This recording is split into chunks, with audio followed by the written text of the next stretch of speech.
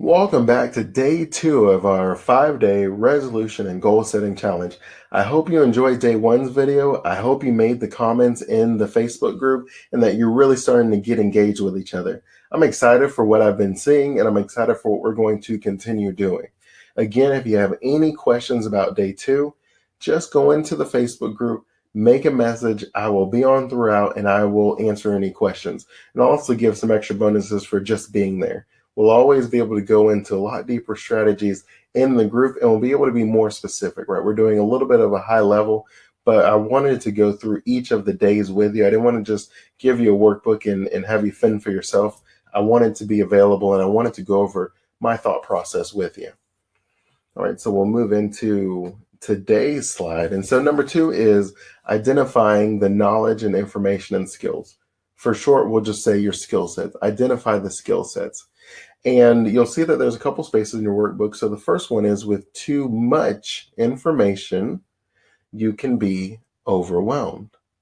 And the reason that that is important to understand is don't do the analysis of paralysis. Don't bog yourself down with what you need to be able to do in that much detail that you begin to worry about your ability to accomplish it.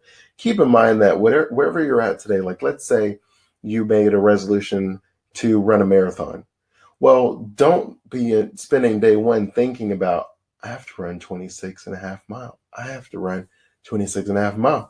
Oh my goodness, I can't run 2 flights of stairs, right? Like that's not what we're talking about. And you'll see on the a different day that we'll talk about sort of the steps to accomplishing it so that you can take a step back. And so you want to make sure that you don't have too much information because then you're going to overwhelm yourself. And you don't want to be overwhelmed because that leads to procrastination and then that ultimately is the death of your resolution. The second one is with too little information, you are not able to put things in perspective or see the bigger picture. And the reason that that is important is we really have to be able to gauge a decision. I don't know if you ever watched how a real estate agent works, like anytime you watch HGTV or maybe when you bought your own home, the agent understands they have to show you at least like 3 types of houses. 3 is always the magic number of choices. Number 1 is everything you want and it's way out of your budget. Number 2 is saving you a lot of money and it's cutting back on most of the bells and whistles. And then number 3 is their gauge of what they think is a good mixture and compromise of what you want and what you can afford. And the reason that they do that is because if they just showed you, let's say the one that is a good compromise, it's not going to mean anything to you, right? From your perspective, everything I wanted on my list, this only has half of it. Sure, I'm saving a little bit of money, but maybe I could spend a little more and still be within budget and get everything I want. Right? You understand you don't have anything to compare it against. So how do you know it's a good deal? And it becomes the same issue when it comes to solving and understanding your resolution and your change goal. You have to understand everything that is involved in what it takes to accomplish that goal. So I love, for example, if when I was writing my book, I started listening to only podcasts that had to do with authors writing their books. I found it encouraging. They talked about a lot of the issues that they ran into, and they talked about how they solved it, which is most important. So not only was I being encouraged, I was being confirmed on a lot of my thoughts where it was like, okay, I want to write a book because it's going to help the business. It's going to help me engage with people. It's going to give like my manifesto. And then I'm listening to people saying, when I wrote my book, it helped my audience. They engaged with me and they understood my perspective. I had a step-by-step approach.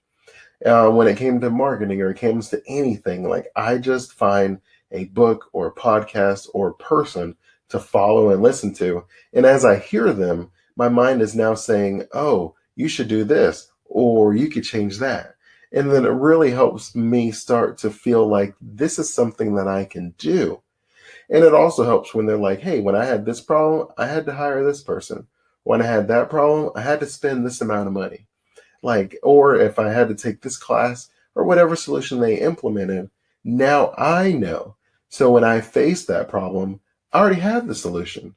It actually helps a lot out. You often find a good number of people that give up on their resolution, at least for that year. It has to do with just being overwhelmed, like what you thought you were going to do it takes a lot more than that, right? Like, so you had this idea like, oh, I think it would be great to start a business. Well, okay, well, what industry is it in? How much capital do you need to start? Where's the location if it's a brick and mortar? What kind of licensing or accounting software will you use? Maybe do you need a lawyer, or are you a 501c3? What's that process? Right. And when you go in with the idea, I'm going to start a business, and you come out with, well, what's the finances? How much does it, how long does it take?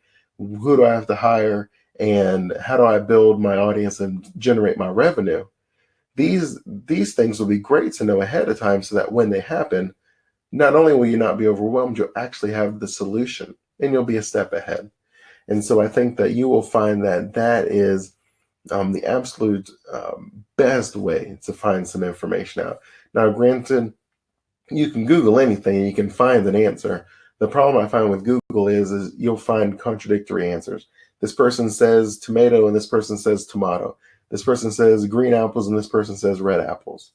I believe if you can find a one-stop shop, someone that you trust, someone that has proven results, someone that you can work and grow with, and that's what we're building here with a champion of change. And so I hope that you find this, our community, that type of reinforcement for you. Now, all I want you to do is let me know in the comment section, what did you learn that surprised you about your overall resolution as far as the skill sets that you need? And so I think it'll be super exciting. So what you want to do is in the workbook, in that close the gap section, just go ahead and write down all the things that you learned. Like, okay, I didn't know this, I need to do that. And then you start putting a plan together, and we'll go over that in a future day as well.